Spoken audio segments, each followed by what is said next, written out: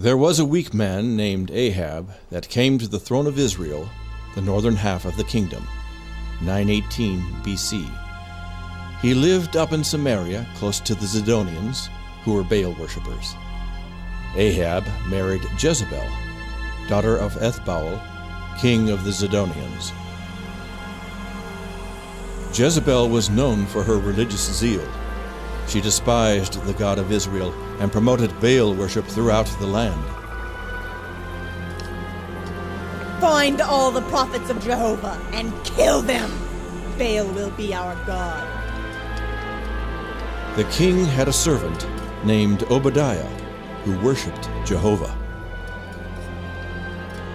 I must find the prophets of God and warn them. Obadiah hid 100 prophets in a cave and brought them food and water. But there was one prophet of the living God that wouldn't stay hidden, Elijah. O King Ahab, because you have forsaken the God of your fathers and followed your wife Jezebel in working wickedness, Jehovah says there will not be rain or dew upon the land of Israel again until I command it. Ha ha! So you think you are a prophet, do you? Well, I have 1,000 prophets, and they say nothing of a drought. We have had plenty of rain these last years. You pious fraud, get out of my way! As the famine got worse, people began to starve. The false prophets called on Baal, but Baal could not answer. The drought continued with not a drop of rain or dew. God sent Elijah down to the home of a widow woman, telling him that she would give him a room and feed him until the drought was over. Could you bring me a drink of water, please? And a little bread to eat. I tell you the truth, I have enough flour and oil left to bake 2 little pieces of bread. I was just about to cook it for my son and I. We were going to eat it and then lie down to die. There is no hope. God is punishing us for our sins. Do not fear. God will take care of you. Bake the bread you spoke of and bring it to me first. Afterward, you and your son can eat. For this says Jehovah, God of Israel, your barrel of meal and your jar of oil will not be empty until the day God sends rain upon Israel. It's true. There is still flour in my barrel and oil in my jar. We can't pour it all out. It just keeps coming. It's a miracle. God is good. For the next 2 years, the 3 of them ate bread from that 1 barrel of meal. One day, Elijah came home to his room in the widow's house to find that her son had died. He came down with a fever and died. What have I done to hurt you? Did you come here just to remind me of my sin and forgot to kill my son? There is still a God in Israel.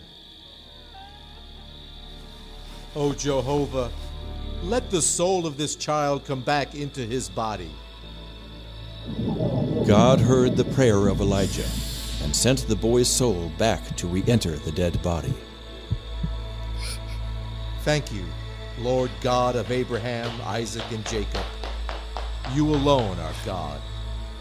My son! I told you there was a God in Israel. The famine continued for 3 years. The people were starving, but they continued to worship the false god Baal. Why doesn't Baal hear us and send rain? Maybe Baal is just a dumb idol. He doesn't have any ears. Jezebel and Ahab blamed Elijah for the famine. They sent soldiers throughout all the land and even into neighboring countries to find Elijah. Their orders were to kill him on sight. Send us Elijah. If you are hiding him, you will be killed.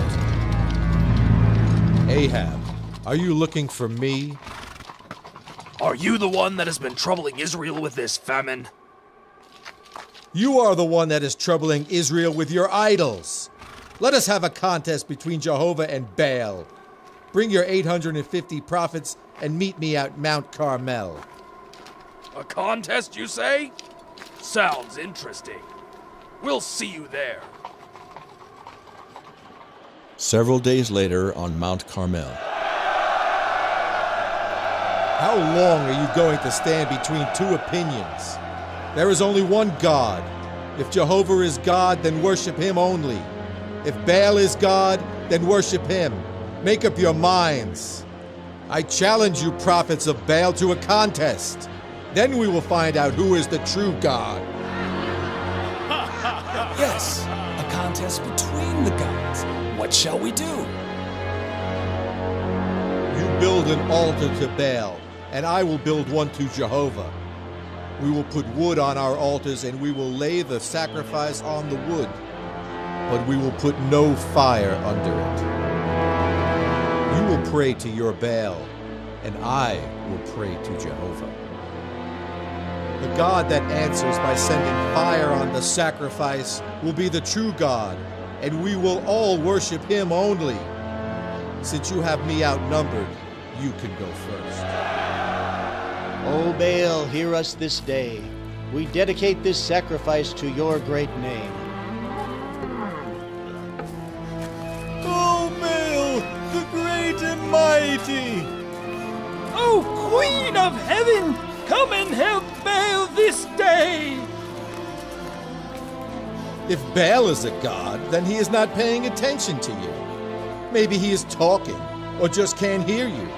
Or perhaps he is on a journey, or sleeping. That's it, he is asleep. And you need to shout louder so you can wake him. You dirty... You can't do any better. Let's not give up, men. Perhaps if we cut ourselves, Baal will be pleased. The prophets of Baal became desperate and began to throw themselves on the ground, cutting their flesh and screaming so Baal would hear them. I offer you my blood, O Baal. Hear us. Send fire. Vindicate yourself. Look at you. For 9 hours you have been calling on a God that does not answer. If he was a god, surely he would take this opportunity to prove it. Now it is my turn. Come near and watch closely what I do. O Baal, why do you not answer? Why is he digging such a deep pit? Huh. He is just stalling, hoping it gets dark. When are you going to start praying? This is not a digging contest. Go and get 4 barrels of water and pour it on the sacrifice and the wood. Water? It won't burn if you wet it down. This prophet is crazy. He will never live to see the sun go down. It is not wet enough. Pour 4 more barrels of water on it. Has he lost his mind? Why does the king put up with it? Is anything too hard for the living God? Pour 4 more barrels of water, and you will know there is a God in Israel, and his name is not Baal. Ahab will have his head for this. Stand back. Father, move on back. Jehovah, God of Abraham, Isaac, and Israel, let it be known this day that you are the only true God, that I am your servant, and that you have turned their hearts back to yourself.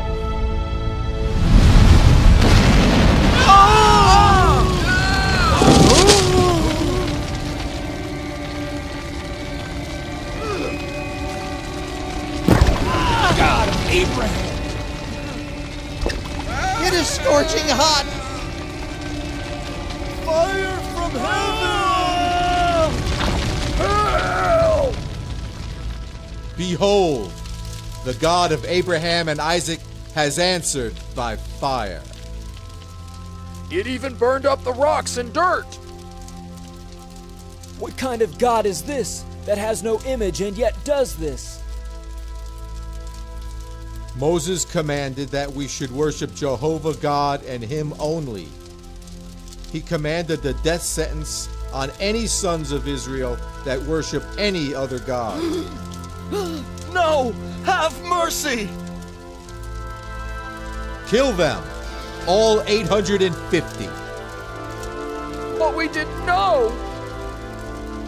Put them to the sword now. The prophets of Baal were all killed. O king, you will need to eat and drink and then make haste for home. I hear the sound of an abundance of rain. 3.5 years earlier, Elijah had told Ahab that it would not rain in Israel again until Elijah so commanded. With the prophets of Baal dead and the people once again worshiping the true God, Elijah commanded it to rain. A big rain would swell the rivers and prevent them from returning home, so they had to make haste or risk being cut off by the floods. Elijah, empowered by God, ran in front of the horses for the 20-mile trip back to the king's palace. Well, I suppose you killed that Elijah. I see that Baal is sending us rain. No, dear. Elijah is just outside. He ran ahead of my chariot, all the way from Mount Carmel. That is ridiculous.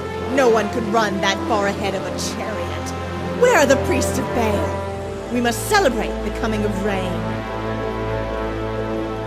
I had them all killed. They were liars and deceivers. You what? You idiot! You should have killed Elijah! But his God answered by fire. It was a miracle. Our priests were powerless. The people all turned to Jehovah. But honey, what else could I do? I feared the people. You killed my priests! You fool! No miracle will protect Elijah from the wrath of Baal. If I do not kill Elijah for this, let the gods do the same to me and more. I must get away. Elijah forgot to trust God and fled for his life. O God, I have had all I can stand. Let me die now before Jezebel finds me. I am ashamed of myself. I have failed to trust you. I am no better than my sinful fathers. Just let me die. Elijah fled for 40 days deep into the wilderness to hide in a cave. He came to Mount Sinai, the same mountain on which Moses received the 10 Commandments. There, God spoke to him. Elijah, what are you doing here? Everyone has forsaken your law except me. All of your prophets have been killed. I am the only one left that worships you, and they seek my life. Go and stand on the mountain before the Lord. As Elijah stood before the Lord, there came a strong wind, but God was not in the wind. Then there came an earthquake, but God was not in the earthquake. Finally, there was a fire from heaven, but God was not in the fire. God was trying to show Elijah that he was far more terrible than Jezebel. Then, when the wind, earthquake, and fire had ceased, Elijah heard God speaking in a still, small voice. He asked Elijah the same question he had asked before. Elijah, what are you doing here? Elijah hadn't learned anything. He was still feeling sorry for himself, so he answered just as before. Everyone has forsaken your law except me. All of your prophets have been killed. I am the only one left that worships you, and they seek my life. All right, if you would have it this way, go and anoint Elisha to take your place as my prophet. And though you don't know it, there are 7,000 in Israel who have not bowed down to the statues of Baal and have not kissed his feet. Now go your way. All the family of Ahab shall die. Elijah found Elisha plowing with his oxen and anointed him to be a prophet. The Lord has said you are to be his prophet. I will sacrifice my oxen to the Lord and follow you immediately. Right next to Ahab's palace was a vineyard owned by Naboth. Ahab often looked out the window and admired its beauty, wishing it was his. The more he thought about it, the more he wanted his neighbor's property. The commandment says, "Thou shalt not covet." But Ahab did not regard Jehovah. Ahab had plenty of money, so he decided that he would just buy the vineyard. Sell this vineyard to me. It is right next to my house, and I will give you a better vineyard somewhere else. God would not permit such a thing. This property has been in my family for over 500 years. The law commands us not to sell our land outside the family. Tell me, my dear, why do you not eat? Why are you so sad? Because Naboth will not sell his vineyard to me. You are the king. You have the power to do anything you please. Don't let one lowly peasant stand in the way of your happiness. I will get the vineyard for you. I will pay you more when the job is done. Now keep your mouth shut, or you may get the same. Moses' law says, "Thou shalt not bear false witness against thy neighbor." There, that's the one. Yeah, and he said the king should die. And he said God sends devils to possess the king. Then he deserves to die. They carried Naboth off and killed him. There, dear.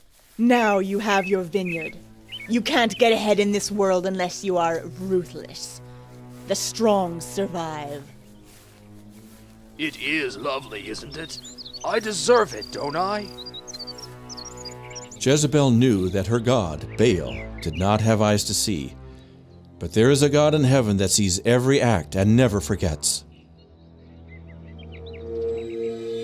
Elijah, Ahab has gone down to the vineyard of Naboth to possess it. Go and meet him there. Deliver my word unto him. Ahab, God told me to tell you that you have killed an innocent man and taken his property. For this and your other sins, in the very place where the dogs licked the blood of Naboth, they shall lick your own blood. Has my enemy found me here? You cannot hide from God. Because you traded your soul for possessions, God will bring evil upon all your family. All your children and relatives will die, even the little ones.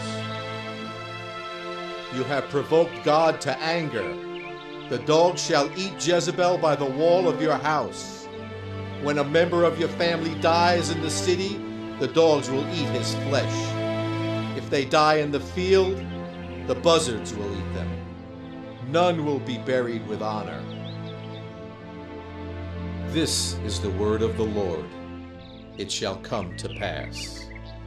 Please, I will start sacrificing to Jehovah. All that Elijah has said has come to pass. Ahab now sacrificed to Jehovah, but he did not follow him with a pure heart. Much later, the false prophets advised King Ahab on a military issue. Go up and fight at Ramoth Gilead, and God will give you a great victory. And all the prophets agree on this? King Ahab, Jehovah has spoken to me. You will go up to Ramoth Gilead, and there you will be killed in battle. Don't pay any attention to Micaiah. He is not the only prophet of Jehovah. There are 400 of his prophets who say that there will be great riches and success at Ramoth Gilead. I hate Micaiah. He is so negative in everything he says. King Ahab, you have worked evil in the sight of God. You consult false prophets who take money for their services. They preach lies. I saw God sitting on the throne, and all the angels of heaven were standing before him. He asked, "Since Elijah told Ahab he was going to die, he has been very careful not to get in harm's way. He must be persuaded to go into battle. Who can persuade Ahab to go to battle at Ramoth Gilead, where he will be killed?" And one said one thing, and another offered another suggestion. After discussing it, one of the angels stepped forward and said, I have an idea that will work.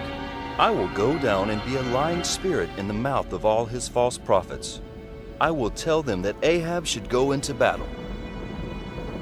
That is a great idea. They will prophesy that he is going to be victorious, but when he gets into battle, I will have him killed. Go then. You think the Spirit of Jehovah left me and spoke to you? You will know who has the Spirit of Jehovah in the day when you go into an inner room to hide for fear of your life. What is this? Another prophecy? Nah!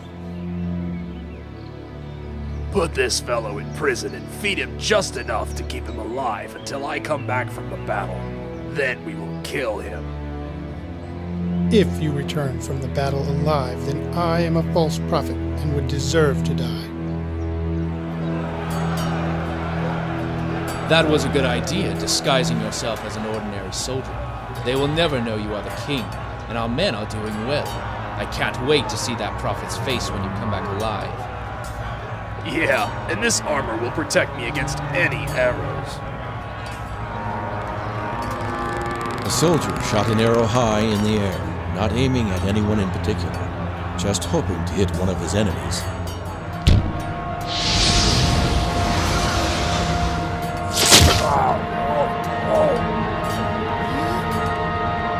What? Hurry. It is bleeding badly. Hang on! I'm afraid he is dead. The arrow found the one spot that was not protected by armor. I guess it was just his time to die. Oh God! No! Put his body in Naboth's vineyard until we have time to deal with it properly. Just as Elijah had said, the dogs were licking the blood of Ahab right under Jezebel's window. He was the first of his household. Others were to follow. After washing the blood from Ahab's chariot, the soldier returned to the palace. Where is King Ahab? Is he celebrating his victory? You fool! You are not a prophet of God. You are a liar. Ahab is dead just as Micaiah, the prophet of Jehovah, declared. But it can't be.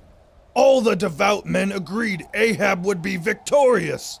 Not all. Not Micaiah, whom you slapped and put in prison.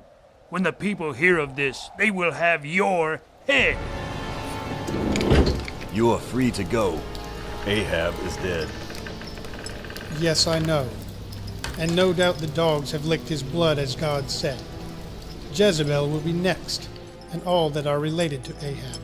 God has spoken. I must hide. Oh no. Micah said I would know who had the Spirit of God on the day I hid in a small room inside of a room. Ahab's sons would reign in his place, and 12 years would pass with Jezebel still living as queen. Israel would continue to worship false gods and break the commandments of God. God spoke against the house of Ahab, saying, "The time has come. All of Ahab's family will perish, even the little children. None will be left alive. Jezebel will be eaten by dogs, and there will be no one to mourn her or bury her." I must paint my face so I will be attractive to General Jehu when he returns from battle. I will stand here where they can see that I am in charge. Who is on my side? We are with you, General. Then throw Jezebel down. You can't do that! I am the queen!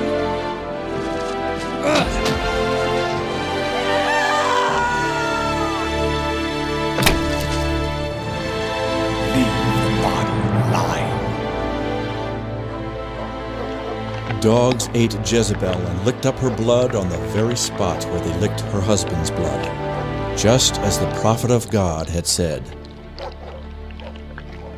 But the dogs would not eat the dirty hands that had done so much wickedness. Just as the prophets had said, the rest of Ahab's children were all killed by the people of the city until there was none left of his family. Those who died in the fields were eaten by the buzzards, and those that died in the city were eaten by the dogs. Nothing was left to bury. Truly, the wages of sin is death.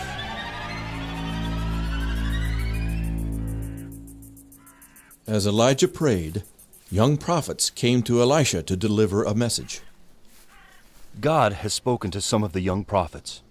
Did you know that today your master Elijah is going to be taken to heaven? Yes, God told me also, but be quiet. Do not say any more. Elisha, you stay here. I'm going to take a trip down to Jericho. As God lives, I will not let you out of my sight. I will go where you go.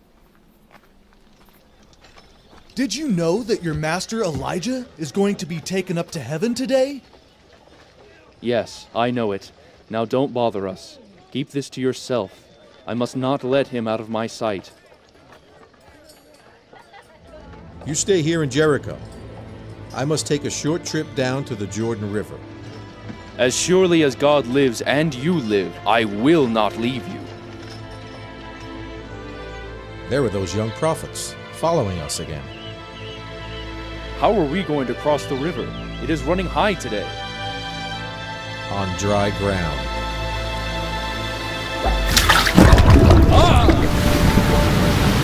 Did you see that? The water stood up so they can pass. Yeah, just like with Moses. I wouldn't have missed this for anything. I wish the prophets of Baal could have seen this. What is it you would have me do for you before I depart? Give me a double portion of the Spirit of God that rests upon you. You have asked a hard thing, but it shall be done if you see me when I am taken up into heaven. A chariot of and a whirlwind. The chariot of fire separated Elijah from Elisha. Elijah was taken up to heaven in the whirlwind. Then all was quiet. Elijah was now in God's presence. All that is left is his mantle. It is what he used to part the waters. Where is the God of Elijah? The spirit of Elijah is upon Elisha. Man, this is some kind of day. Elisha went on to perform twice as many miracles as did Elijah. He was faithful to God, but the people would not completely turn from their idolatry. Where did Elijah go? We must go look for him. There's no use. He has gone to heaven.